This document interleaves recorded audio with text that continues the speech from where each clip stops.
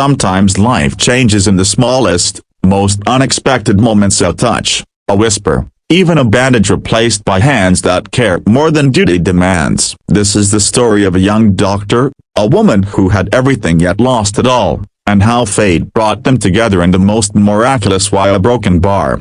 Dr. Ian was only 26, fresh out of medical school, working long night shifts at a private hospital in the city. He had no family in town, no wealth, and no luxury. His whole world was in his patients, the countless files stacked on his desk, and the steady hum of hospital machines that sang the lullaby of exhaustion every night. Despite his youth, he carried an unusual tenderness, a heart that believed healing was not just medicine, but also kindness. One stormy evening, an emergency case was brought into the hospital. The patient was no ordinary woman. She was Zara Ali, the 30-year-old millionaire businesswoman everyone knew from newspapers and television. But instead of walking in gracefully with her designer clothes and powerful aura, she came in unconscious, her face paled, her body broken from a terrible car accident. The media was already circling outside, hungry for updates on the fate of the woman who controlled companies worth billions. Inside,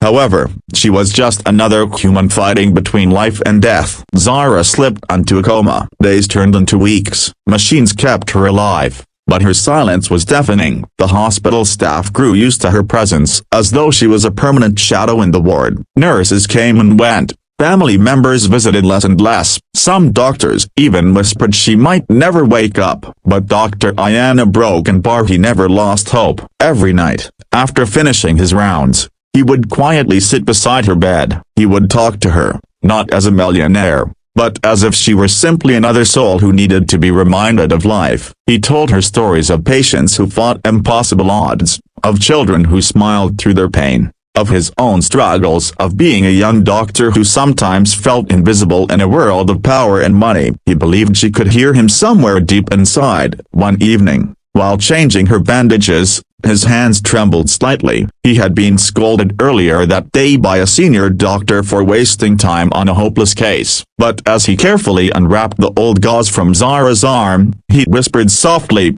"Miss Zara, a broken bar, if you can hear me, please don't give up. Life is waiting for you. Someone is waiting for you." His words carried the weight of sincerity, a pure, unselfish care. And in a broken bar it happened. Her fingers moved, just a twitch, small enough to miss, but Ian saw it. His heart raced. He leaned closer, calling her name again. Slowly, against all odds, her eyelids fluttered open. The machines beeped louder.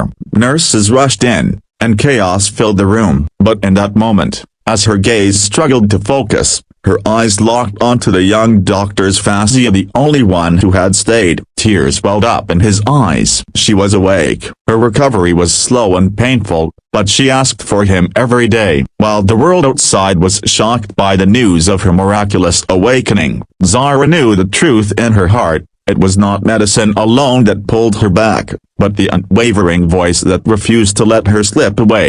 As she grew stronger, she learned about Ian's life. A young man who lived in a small rented room, who often skipped meals to buy books, who never had time for himself because he was too busy caring for others. And yet, when the world abandoned her hospital bed, he had stayed. Zara, once known for her wealth and pride, now saw the world differently. She realized how lonely her empire had been, how money could buy machines but not compassion. She made a decision that would change both their lives. After she was discharged, she returned not to her glamorous mansion but back to the hospital, standing before Ian with tears in her eyes. "You gave me life again," she said softly, "and I want to spend mine making sure you never feel invisible." What followed was not an overnight fairy tale. She supported his dreams, funding a free medical center he always wished to open for poor patients. Together, they built something greater than wealth or status, a place where healing came from both medicine and love. Over time, the bond between them grew deeper, transforming from gratitude into something neither had expected, love built on respect, sacrifice, and second chances.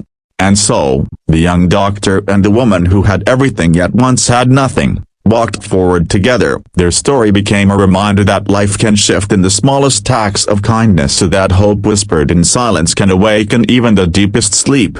Sometimes, Ian would tell his patients, it's not the medicine, but the heart behind it, that truly heals. And that, dear listener, is the miracle of how a simple bandage changed not only one life but two.